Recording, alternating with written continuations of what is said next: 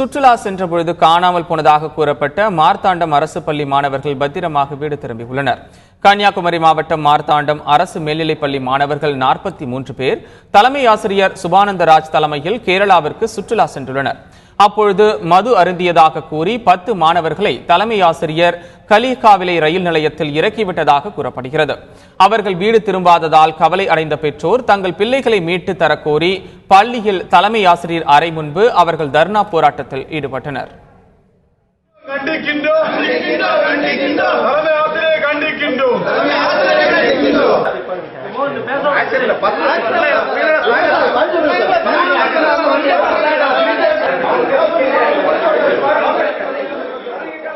இதனிடையே 10 மாணவர்களும் ரயில் மூலம் மார்த்தாண்டம் வந்து சேர்ந்தனர். விசாரணை நடத்திய பின்னர் பெற்றோர்களுடன் அவர்களை போலீசார் அனுப்பி வைத்தனர். எனினும் மாணவர்கள் படித்து வரும் பள்ளி சார்பில் யாரும் அங்கு வரவில்லை என்பது குறிப்பிடத்தக்கது.